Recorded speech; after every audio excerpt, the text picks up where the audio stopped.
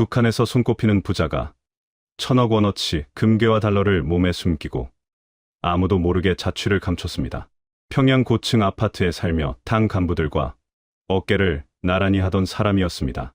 그런데 그가 목숨을 걸고 넘은 것은 국경이 아닌 지뢰밭이 깔린 DMZ였습니다. 과연 무엇이 이 평양의 재벌을 그토록 극단적인 선택으로 몰았을까요? 지금부터 그 이야기를 들려드리겠습니다.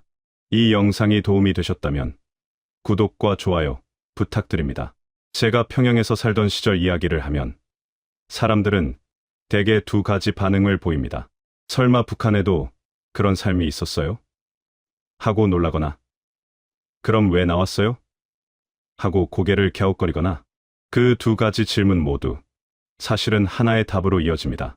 오늘 제가 들려드릴 이야기가 바로 그 답입니다. 저는 리성혁이라고 합니다. 지금은 서울에서 작은 무역 일을 하며 살고 있습니다만 10여 년 전만 해도 저는 평양 중심부 창광거리 근처 고층 아파트에 살던 사람이었습니다. 여러분도 뉴스에서 한 번쯤 보셨을 겁니다. 평양 시내 번듯하게 들어선 고층 건물들, 환하게 불 켜진 아파트 창문들, 그 창문 안쪽에 제가 있었습니다. 아버지는 당 간부셨습니다.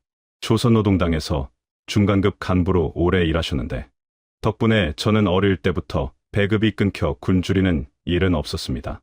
고난의 행군이라고 여러분도 뉴스에서 많이 들으셨을 겁니다. 1990년대 중반, 북한 전역에서 수십만 명이 굶어 죽던 그 시절 말입니다. 저는 그때도 평양 시내에서 하루 3끼를 먹었습니다. 지금 생각하면 부끄러운 일이지만 그때 저는 그게 당연한 줄 알았습니다. 아버지가 나라를 위해 일하신 덕분이라고 어머니가 늘 그렇게 말씀하셨으니까요. 제가 본격적으로 돈을 벌기 시작한 건 28살 무렵이었습니다. 아버지 인맥을 발판으로 외화벌이 무역회사의 이름을 올렸고 중국과 러시아에서 들어오는 물자를 북한 내부에 유통하는 일을 했습니다. 쉽게 말씀드리면 위에서 허락받은 장사꾼이었던 셈입니다. 북한에서 그런 걸 돈주라고 부릅니다. 장마당이라고, 우리로 치면 재래시장 같은 곳인데 거기서 물건을 떼다 팔고 또 사들이며 자본을 키우는 사람들이지요.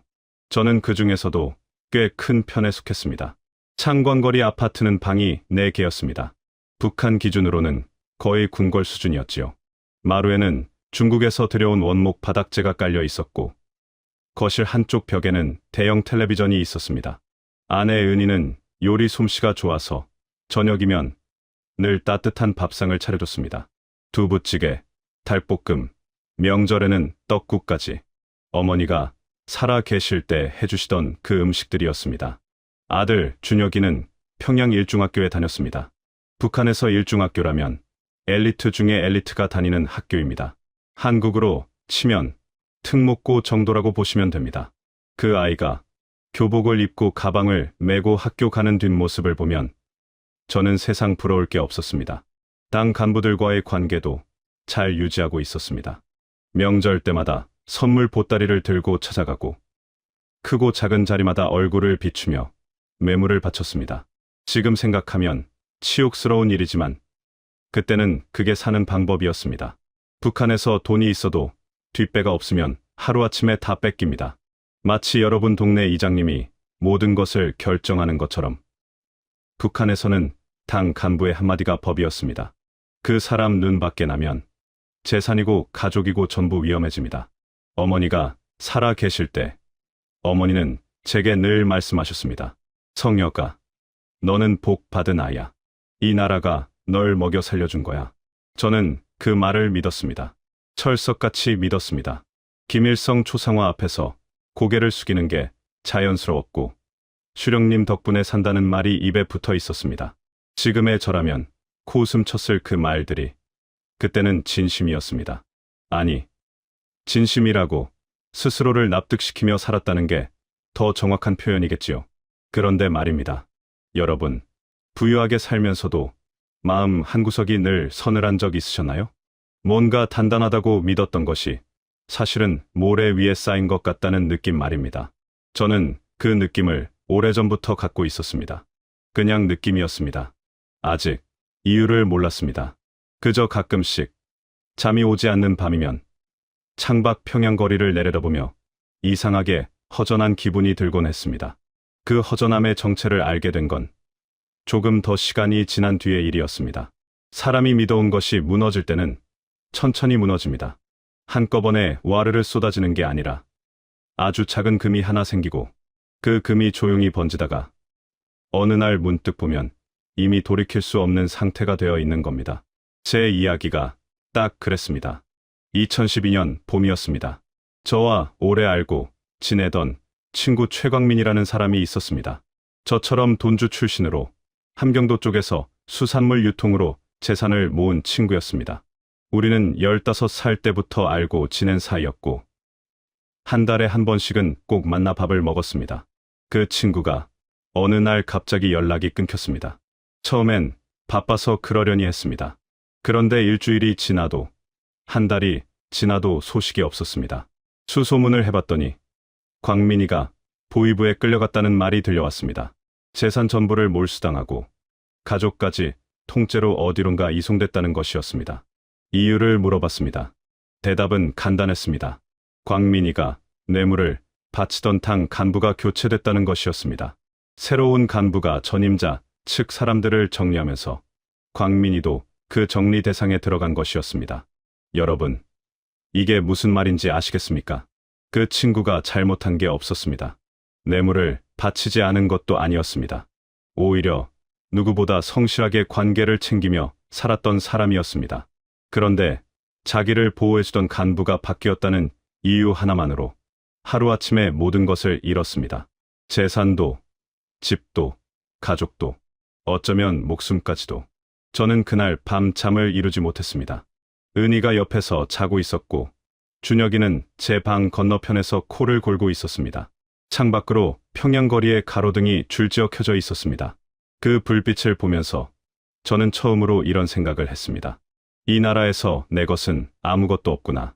여러분도 아시다시피 우리 어머니 아버지 세대분들은 일제시대 배급을 기억하실 겁니다.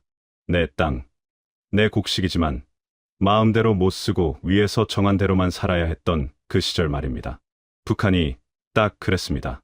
아니, 그보다 더했습니다. 적어도 일제시대에는 잘못한 게 있어야 잡혀갔다지만 북한에서는 잘못이 없어도 위에서 필요하면 그냥 사라지는 겁니다. 옆집에서 다 들여다보는 것처럼 모든 것이 감시받고 모든 것이 허락 아래에 있었습니다. 며칠 뒤 저는 평소 친하게 지내던 보위부 쪽 인맥을 통해 광민이 소식을 더 캐봤습니다. 돌아온 말은 차가웠습니다. 형제, 그 사람 이름은 이제 꺼내지도 마. 괜히 연루되면 자네도 끝이야. 저는 아무 말도 못했습니다. 수십 년 알고 지낸 친구의 이름을 입에 올리지도 못하는 나라. 그 사실이 목구멍에 걸린 가시처럼 내내 아팠습니다. 그 무렵부터 저는 주변을 다시 보기 시작했습니다. 예전에는 그냥 지나쳤던 것들이 눈에 들어왔습니다. 우리 아파트 경비원이 출입자를 기록하는 수첩, 이웃집 아주머니가 저를 볼 때마다 짓는 어색한 미소, 준혁이 담임 선생님이 학부모 상담 때 슬쩍 꺼낸 말, 준혁이가 요즘 친구들한테 이상한 말을 하고 다닌다는 소문이 있던데요. 아이는 아무것도 모르고 한 말이었겠지만 그 한마디가 저의 등줄기를 서늘하게 만들었습니다. 저는 그때까지도 탈북 같은 건 생각하지 않았습니다. 그저 조심해야겠다. 더 잘 관리해야겠다. 그런 생각이었습니다. 하지만 광민이 사건 이후로 제 마음속에 생긴 그 작은 금은 제가 아무리 모르는 척해도 조용히 번지고 있었습니다. 아내 은희는 눈치가 빠른 사람이었습니다. 어느 날 저녁 밥상을 물리고 나서 은희가 조용히 말했습니다. 당신 요즘 밥 먹을 때 아무 말도 안 해요. 저는 괜찮다고 했습니다. 은희는 더 묻지 않았습니다. 하지만 그날 밤 은희가 부엌에서 설거지를 하면서 혼자 눈물을 닦는 것을 저는 문틈으로 보고 말았습니다. 그 눈물의 의미를 저는 알고 있었습니다. 말하지 않아도 알고 있었습니다. 불안이라는 게 참 이상합니다. 처음에는 그냥 느낌입니다. 뭔가 좀 이상하다. 조심해야겠다. 그 정도입니다. 그런데 그 느낌이 하루하루 쌓이다 보면 어느 순간부터는 아침에 눈을 떴을 때 제일 먼저 찾아오는 감정이 됩니다. 밥을 먹어도 맛이 없고, 잠을 자도 개운하지 않고, 웃어야 할 자리에서도 웃음이 어색해집니다. 2013년 무렵의 저의 일상이 딱 그랬습니다.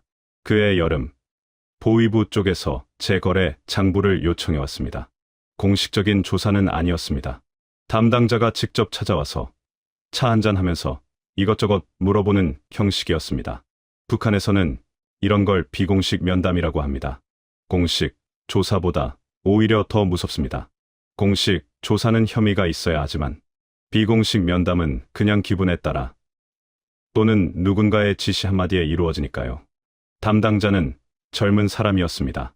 30 초반쯤 되어 보이는 얼굴이 하얗고 말투가 조용한 친구였습니다. 그가 차를 훌쩍이며 물었습니다. 동무, 요즘 중국 쪽 거래가 좀 늘었다고 들었는데 어떤 물자를 주로 취급하시오? 저는 태연한 척 웃으며 대답했습니다. 하지만 손바닥에 땀이 나고 있었습니다. 그 자리가 끝나고 그가 돌아간 뒤 저는 화장실에 가서 한참 동안 세면대를 붙잡고 서 있었습니다. 문제는 그게 끝이 아니었다는 겁니다. 그 뒤로 한 달에 한 번꼴로 비슷한 면담이 이어졌습니다. 매번 다른 사람이 왔고 매번 조금씩 다른 질문을 했습니다. 거래처, 자금 흐름, 해외 연락망. 질문들이 점점 구체적이 되어갔습니다. 저는 그때마다 준비해둔 답변을 차분하게 내놓았지만 밤이면 머릿속이 복잡했습니다. 이 사람들이 무엇을 노리는 건지, 내가 어디서 틀린 건지, 혹시 내 주변 누군가가 나를 고발한 건 아닌지. 그즈음 제 측근 중 한 명인 박철수라는 직원이 갑자기 회사에 나오지 않기 시작했습니다. 연락도 안 됐습니다. 나중에 알고 보니 보위부에서 따로 불러 조용히 면담을 했다는 것이었습니다. 제 회사 내부 사정을 누군가 조금씩 밖으로 흘리고 있다는 뜻이었습니다. 믿었던 사람이 포섭되는 것. 그게 북한 감시 체제의 핵심입니다. 옆집에서 들여다보는 정도가 아니라 내 방 안에 누군가 앉아 있는 것과 마찬가지였습니다. 아내 은희는 그 무렵부터 몸이 안 좋아졌습니다. 밥을 잘 못 먹고 얼굴이 자꾸 창백해졌습니다.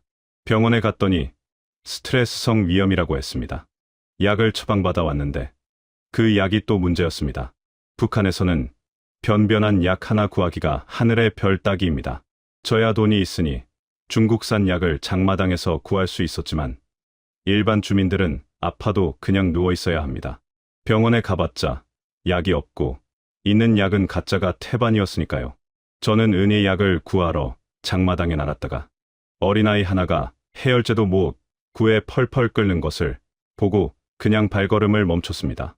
제가 아는 사람, 자식이 아니었습니다. 그냥 지나가던 아이였습니다.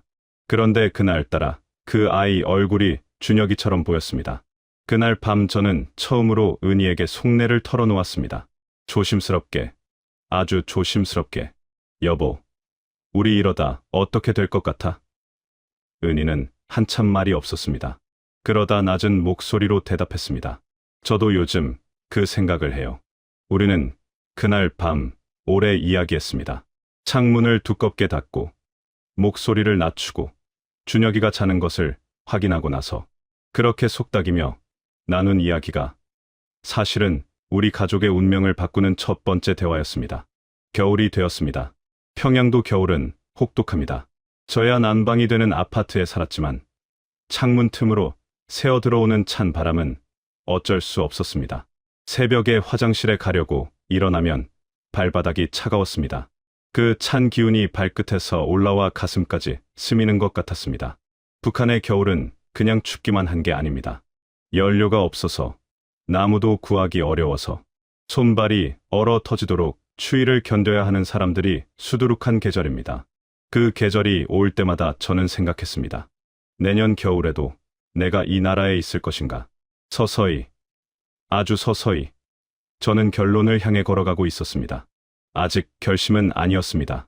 하지만 더 이상 이 자리에 서 있는 것이 안전하지 않다는 것만큼은 뼛속 깊이 느끼고 있었습니다.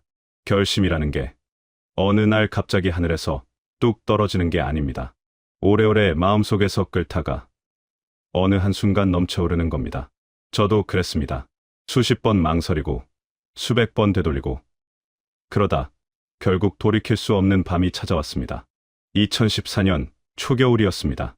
저녁을 먹고 준혁이가 방에서 숙제를 하고 있었고 은희는 부엌에서 설거지를 하고 있었습니다. 저는 소파에 앉아 텔레비전을 보는 척하면서 사실은 아무것도 보지 않고 있었습니다. 그때 초인종이 울렸습니다. 문을 열었더니 보위부 요원 2명이 서 있었습니다.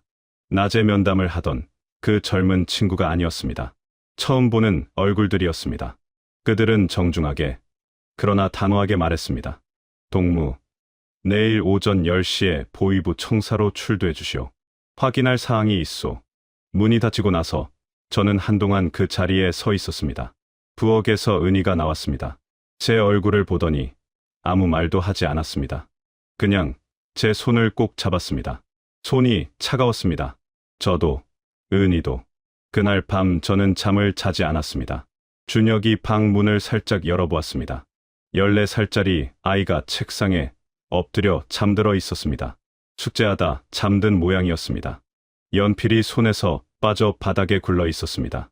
저는 그 연필을 주워 책상 위에 올려놓으면서 속으로 생각했습니다. 이 아이를 이 나라에 두고 살 수는 없다. 여러분, 자식을 키우신 분들은 아실 겁니다. 내가 아무리 힘들어도 자식 앞에서는 괜찮은 척 할 수 있습니다.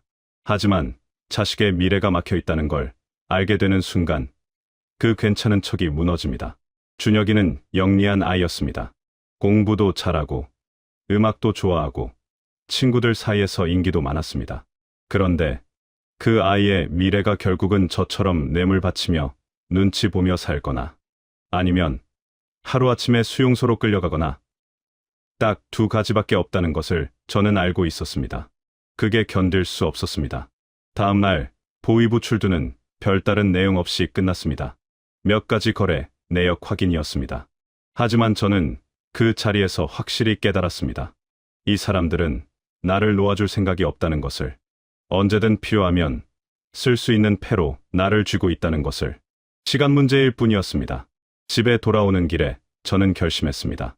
나가야 한다. 가족을 데리고 나가야 한다. 그날 저녁 준혁이를 일찍 재우고 은희와 마주 앉았습니다. 저는 천천히 그러나 분명하게 말했습니다. 우리 나가야 할 것 같아. 은희는 눈을 내리깔았습니다. 한참 후에 고개를 들더니 말했습니다. 어디로요? 저는 대답했습니다. 남쪽으로. 루트를 정하는데 오래 고민했습니다. 두만강을 넘어 중국을 거치는 방법이 일반적이었지만 저는 처음부터 그 루트가 내키지 않았습니다. 브로커에게 의존해야 하고 중국에서 숨어 지내야 하고 잡히면 강제 북송됩니다. 가족을 데리고 그 긴 여정을 버틸 자신이 없었습니다. 그리고 무엇보다 비밀이 새나갈 위험이 컸습니다. 브로커를 한 명만 잘못 만나도 모든 게 끝이었습니다. DMZ, 비무장지대를 직접 넘는 방법을 택한 건 그래서였습니다. 무모하다고 생각하실 수 있습니다. 지뢰가 깔려 있고 초소가 있고 철조망이 겹겹이 쳐진 곳입니다. 하지만 저는 오랜 시간 정보를 수집하면서 그 안에도 길이 있다는 것을 알게 됐습니다. 경비 교대 시간, 지뢰 매설 구역의 빈틈, 초소 사각지대, 돈이 있으면 정보를 살 수 있었고 저는 그 정보를 조금씩 사모았습니다. 자산을 정리하는 데 반년이 걸렸습니다. 부동산과 사업체는 의심받지 않게 조금씩 처분했고 현금은 중국 위안화와 미국 달러로 환전했습니다. 금괴도 몇 개 마련했습니다. 몸에 지니고 이동할 수 있는 형태로 최대한 많은 자산을 옮겼습니다. 나중에 한국 기자들이 얼마나 들고 나왔냐고 물었을 때 저는 웃으며 대답했습니다. 한국 돈으로 치면 한 1,000억쯤 됐을까요? 기자가 눈이 휘둥그레졌습니다. 저는 덧붙였습니다. 그런데 그게 무슨 소용이었겠습니까? 준혁이 연필 한 자루만도 못한 돈이었습니다. 부모님 묘소에는 마지막으로 한 번 다녀왔습니다. 아버지, 어머니가 나란히 누워 계신 곳. 저는 무릎을 꿇고 오래 앉아 있었습니다. 아무 말도 못했습니다. 그냥 흙을 한 줌 쥐었다가 놓았습니다. 그게 작별 인사였습니다. 고향집을 마지막으로 둘러보던 날, 은희가 부엌 찬장을 천천히 쓸어보았습니다. 그릇들, 수저들, 어머니에게 물려받은 작은 항아리. 하나도 가져갈 수 없었습니다. 은희는 항아리를 한참 들여다보다가 조용히 내려놓았습니다. 저는 그 모습을 보면서 이 결심이 옳다는 것을 다시 한번 확인했습니다. 이 나라는 우리에게 짐을 내려놓고 가라고 하는 나라였습니다. 처음부터 끝까지. D-Day는 2014년 12월이었습니다. 겨울을 택한 건 이유가 있었습니다. 밤이 길고 어둠이 깊고 순찰 간격이 늘어지는 계절이었습니다. 추위 속에서 경비병들도 사람인지라 영하 15, 도를 넘나드는 새벽에는 초소 안에 더 오래 머문다는 정보였습니다. 물론 그게 확실한 보장은 아니었습니다. 그냥 우리가 가진 유일한 유리한 조건이었습니다. 강원도 접경 지역으로 내려가는데 사흘이 걸렸습니다. 평양에서 직접 내려가면 의심을 받을 수 있어서 개성 쪽으로 돌아가는 루트를 택했습니다. 은희와 준혁이에게는 친척 집에 잠깐 다녀오는 것처럼 꾸몄습니다. 짐은 최소한으로 줄였습니다. 옷 몇 벌, 준혁이 좋아하는 책 한 권, 그리고 몸에 감춘 달러와 금괴. 은희는 어머니 사진 한 장을 속옷 안에 접어 넣었습니다. 저는 그걸 보면서 아무 말도 하지 않았습니다. 접경 지역 근처 작은 마을에서 하룻밤을 묵었습니다. 낡은 민박집이었습니다. 주인 노부부는 아무것도 묻지 않았습니다. 오래 살다 보면 눈치로 아는 것들이 있는 모양이었습니다. 노부인이 저녁으로 감자를 쪄서 내왔습니다. 소금에 찍어 먹는 삶은 감자였습니다. 준혁이가 맛있다며 3개를 먹었습니다. 저는 1개를 손에 들고 한참 있었습니다. 이게 이 땅에서 먹는 마지막 밥일 수도 있겠구나. 그 생각이 들었습니다. 새벽 2시에 일어났습니다. 밖은 칠흑 같은 어둠이었습니다. 기온은 영하 17도. 숨을 내쉬면 하얀 입김이 피어올랐습니다. 준혁이를 깨웠습니다. 아이는 눈을 비비다가 제 눈을 보더니 아무 말도 하지 않았습니다. 14살짜리가 그 순간만큼은 어른처럼 보였습니다. 우리 셋은 손을 잡고 출발했습니다. 저는 앞에 서고 은희가 준혁이 손을 잡고 뒤를 따랐습니다. 미리 외워둔 경로를 머릿속에 그리며 한 발 한 발 내딛었습니다. 눈이 쌓인 들판을 가로질러 나무가 듬성듬성 선 야산 기슭을 따라 소리 없이 걸었습니다. 발이 푹푹 빠지는 눈밭에서 속도를 내기가 어려웠습니다. 은희가 한 번 넘어졌습니다. 제가 손을 잡아 일으키는 동안 아무도 말을 하지 않았습니다. 첫 번째 철조망이 보인 건 출발한 지 1시간쯤 지나서였습니다. 생각보다 높았습니다. 녹슨 철사가 겹겹이 엉켜 있었고 군데군데 날카로운 가시가 돋아 있었습니다. 저는 미리 준비해간 두꺼운 가죽 장갑을 꺼냈습니다. 철조망 아래 흙이 파여 있는 곳을 찾았습니다. 오래전부터 짐승들이 드나들며 생긴 틈이었습니다. 저는 먼저 몸을 낮춰 통과했습니다. 그리고 은희가, 그 다음 준혁이가 넘어왔습니다. 준혁이 점퍼 소매가 철사에 걸려 찢어졌습니다. 아이는 소리도 내지 않았습니다. 지뢰밭 구간이 문제였습니다. 브로커에게 받은 정보에 따르면 우리가 지나야 하는 구역 왼쪽 200m가 지뢰 매설 지점이었습니다. 오른쪽으로 크게 돌아가야 했습니다. 저는 발걸음을 옮길 때마다 땅을 보았습니다. 눈 위에 이상하게 솟아오른 부분은 없는지, 흙이 인위적으로 파인 흔적은 없는지. 나중에 한국에 와서 군인들한테 들었는데 제가 지나간 경로가 실제로 지뢰 매설 구역과 불과 30m 차이였다고 했습니다. 그 말을 들었을 때 다리가 후들거렸습니다. 그 수백 미터가 제 평생에서 가장 긴 거리였습니다. 시간도, 거리도 다르게 흘렀습니다. 한 걸음이 1000걸음 같았고 5분이 1시간 같았습니다. 은희는 숨을 참고 걸었습니다. 나중에 은희가 말하길, 그 구간에서 숨을 쉬면 무슨 소리가 날 것 같아서 참았다고 했습니다. 준혁이는 제 손을 꼭 쥐고 있었습니다. 어찌나 세게 잡았는지 나중에 보니 제 손등에 손톱 자국이 남아 있었습니다. 하늘에 계신 어머니, 아버지께 기도했습니다. 소리 없이 입술만 움직이며 우리 가족 좀 지켜주십시오. 준혁이만이라도 살게 해주십시오. 그게 전부였습니다. 기도라고 하기도 민망한 짧은 말이었지만 그 순간 제가 할 수 있는 전부였습니다. 2번째 철조망을 넘었습니다. 그리고 3번째, 마지막 철조망을 통과하고 나서 저는 잠깐 멈춰 뒤를 돌아보았습니다. 북쪽 하늘은 칠흑처럼 어두웠습니다. 아무것도 보이지 않았습니다. 아무것도 들리지 않았습니다. 저는 다시 앞을 보았습니다. 저 멀리 아주 희미하게 불빛 하나가 보였습니다. 한국군 초소의 불빛이었습니다. 불빛을 향해 걸어가는데 갑자기 사방이 환해졌습니다. 강렬한 탐조등이 우리 세 사람을 정면으로 비추었습니다. 순간 저는 반사적으로 두 팔을 번쩍 들었습니다. 은희가 제 팔을 잡았습니다. 준혁이는 그 자리에 굳어버렸습니다. 거기서 움직이지 마. 한국말이었습니다. 북한말과 억양이 달랐지만 알아들을 수 있었습니다. 저는 최대한 크고 또렷하게 외쳤습니다. 우리는 탈북자입니다. 북한에서 왔습니다. 총 쏘지 마십시오. 목소리가 떨렸습니다. 추위 때문인지 두려움 때문인지 저도 몰랐습니다. 아마 둘 다였을 겁니다. 잠시 침묵이 흘렀습니다. 탐조등이 계속 우리를 비추고 있었습니다. 그 빛이 어찌나 강렬하던지 눈을 제대로 뜰 수가 없었습니다. 저는 눈을 가늘게 뜨고 빛 너머를 바라보았습니다. 인기척이 들렸습니다.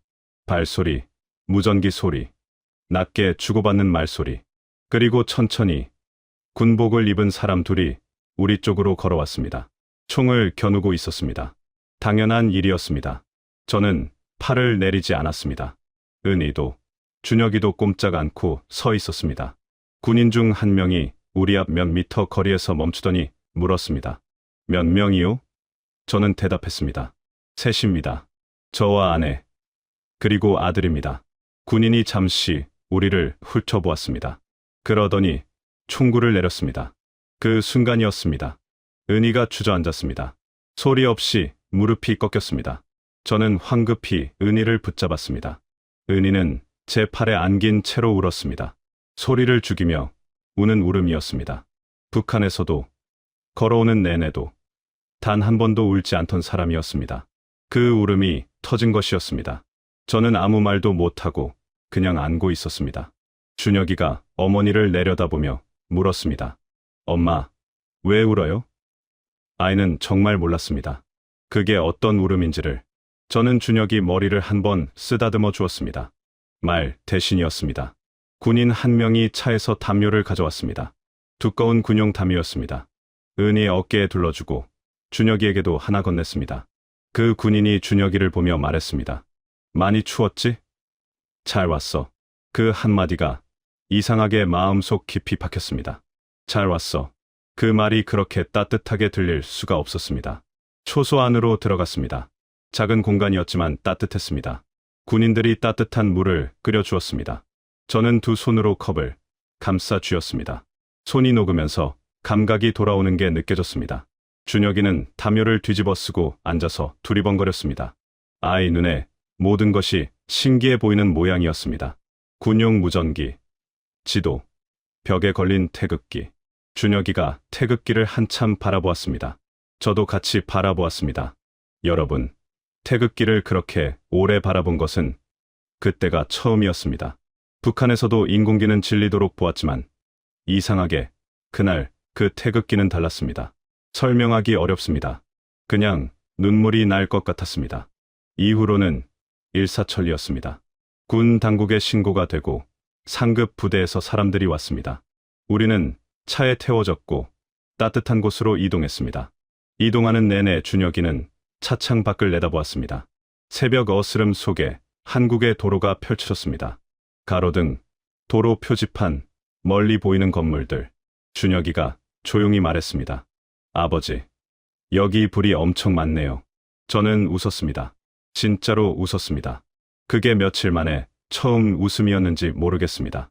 국가정보원 시설에 도착하고 나서 저와 은희는 잠깐 분리되었습니다. 조사 절차 때문이었습니다. 준혁이는 은희 옆에 있게 해주었습니다. 저는 혼자 작은 방에 앉아서 조사관을 기다렸습니다.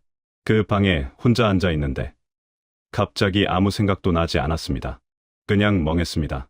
온몸에서 힘이 빠지는 것 같았습니다.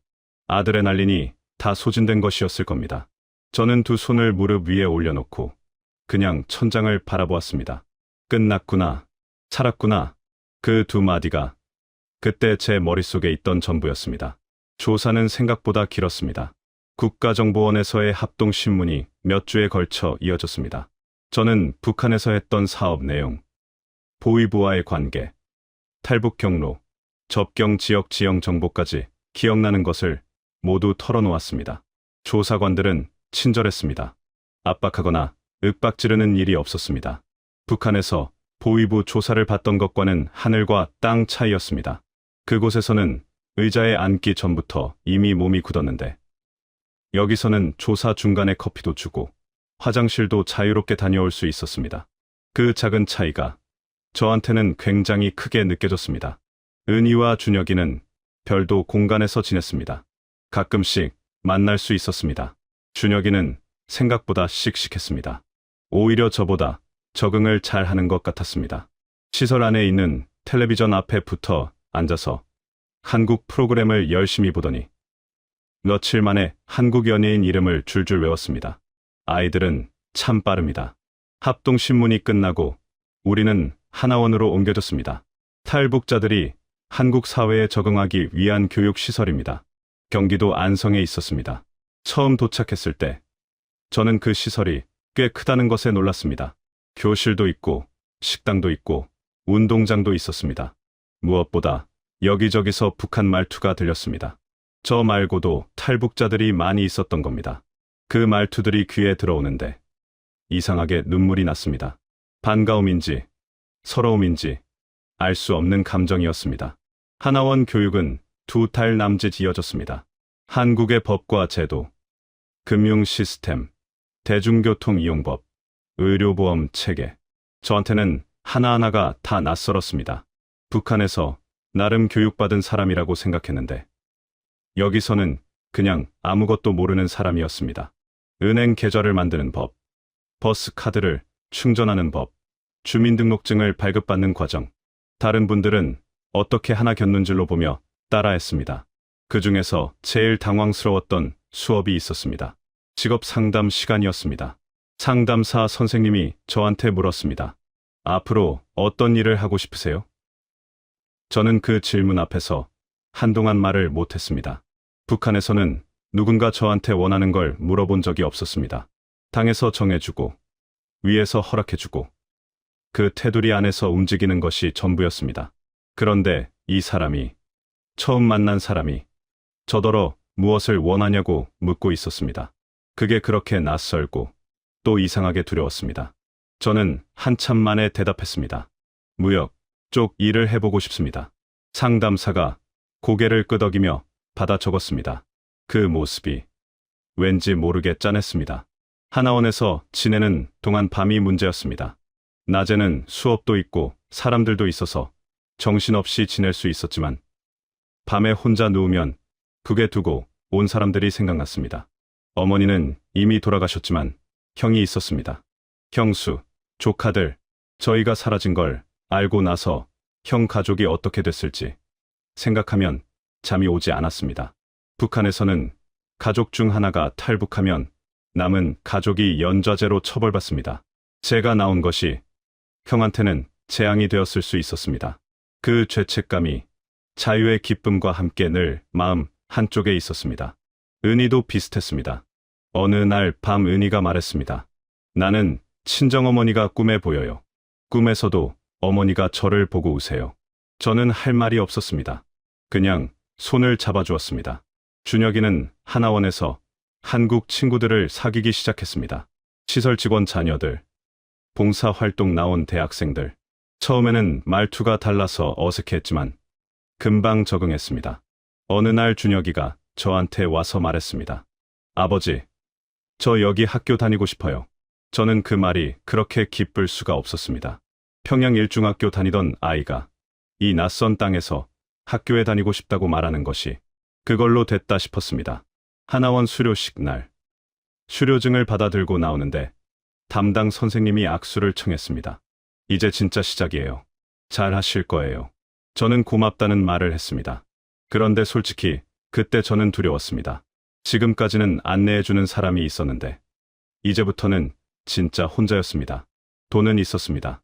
하지만 아무것도 모르는 사람이었습니다.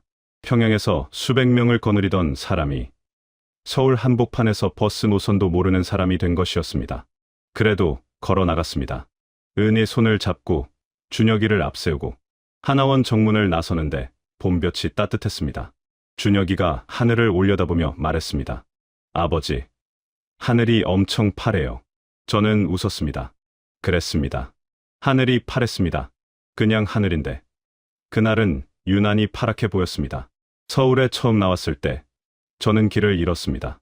말 그대로 길을 잃은 게 아니라 너무 많은 것 앞에서 어디를 봐야 할지 몰라 그냥 서버린 것이었습니다. 하나원에서 나와 처음 간 곳이 서울 시내 대형 마트였습니다. 담당 선생님이 생필품을 사야 한다며 데려갔습니다. 자동문이 열리는 순간 저는 그냥 멈춰섰습니다. 진열대가 끝이 없었습니다.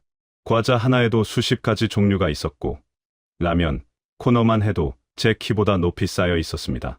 냉동식품 코너에서는 냉기가 흘러나왔고 제과 코너에서는 달콤한 냄새가 났습니다. 저는 그 냄새들 사이에 서서 한동안 아무것도 하지 못했습니다. 은희는 입을 손으로 막고 있었습니다. 준혁이는 이미 과자 코너로 달려가고 없었습니다. 평양에서 저는 부유한 사람이었습니다. 중국산 물건을 들여다 먹고 고급 식재료를 장마당에서 구해 먹었습니다. 그런데 그게 다가 아니었습니다. 제가 누리던 그 풍요가 사실은 이마트 한 귀퉁이에도 미치지 못하는 것이었습니다. 그 사실이 충격이었습니다. 북한에서 제일 잘 산다는 사람이 여기서는 그냥 평범한 일상인 것이었습니다. 편의점도 그랬습니다. 처음 혼자 편의점에 들어갔을 때 새벽 3시였습니다. 잠이 오지 않아 나온 것이었습니다. 편의점 안은 환하게 불이 켜져 있었고 젊은 직원이 계산대에 앉아 있었습니다. 저는 생수 한 병을 집어들고 계산을 했습니다. 그리고 나오다가 다시 돌아섰습니다. 새벽 3시에 이렇게 환한 불빛 아래 물건이 가득한 가게가 열려 있다는 것이 북한에서는 상상도 할 수 없는 일이었습니다. 저는 편의점 앞 벤치에 앉아서 한참 있었습니다. 생수를 홀짝이면서 새벽 서울 거리를 바라보면서 이 나라는 밤에도 불이 꺼지지 않는구나. 그 생각이 들었습니다. 정착하는 과정은 쉽지 않았습니다. 돈이 있었으니 먹고 사는 문제는 없었지만 다른 어려움들이 있었습니다. 말투가 달랐습니다. 북한 말투로 말하면 사람들이 어색하게 쳐다보았습니다. 처음엔 그게 불편했습니다. 같은 한국말인데 왜 이렇게 다른가 싶었습니다. 음식도 달랐습니다. 한국 음식이 전반적으로 달고 짰습니다. 북한 음식이 소박하고 간이 약한 편인데 여기 와서 처음 먹은 삼겹살이 너무 기름지게 느껴졌습니다. 준혁이는 첫날부터 잘 먹었습니다만 그래도 같은 민족이라는 것이 느껴지는 순간들이 있었습니다. 시장에 가면 아주머니들이 말을 건넸습니다. 어디서 왔냐? 뭘 찾냐? 이게 더 싸다. 그 친근함이 낯설면서도 따뜻했습니다. 명절에 이웃집에서 전을 부쳐 나눠주는 것도, 엘리베이터에서 마주치면 고개를 끄덕이는 것도, 북한과 다르면서도 어딘가 같은 정서가 있었습니다. 우리가 같은 뿌리에서 나온 사람들이라는 것이 그런 작은 순간들에서 느껴졌습니다. 준혁이는 서울 중학교에 입학했습니다. 처음 한 달은 힘들어했습니다. 수업 내용도 다르고 친구들 문화도 달랐습니다. 집에 와서 말이 없는 날들이 있었습니다. 저는 그냥 옆에 있었습니다. 아무것도 물어보지 않고 그냥 저녁을 같이 먹었습니다. 그러다 2달쯤 지나서부터 준혁이가 학교 이야기를 하기 시작했습니다. 친구 이름, 선생님 이야기, 점심 메뉴. 그 이야기들이 쏟아져 나올 때 저는 밥을 먹다가 슬쩍 고개를 돌렸습니다. 눈물이 날 것 같아서였습니다. 저는 서울에 자리를 잡고 나서 작은 무역 일을 다시 시작했습니다. 한국에서의 사업은 북한과는 완전히 달랐습니다. 계약서가 있었고 법이 있었고 누군가에게 뇌물을 바치지 않아도 됐습니다. 처음에는 그게 어색했습니다.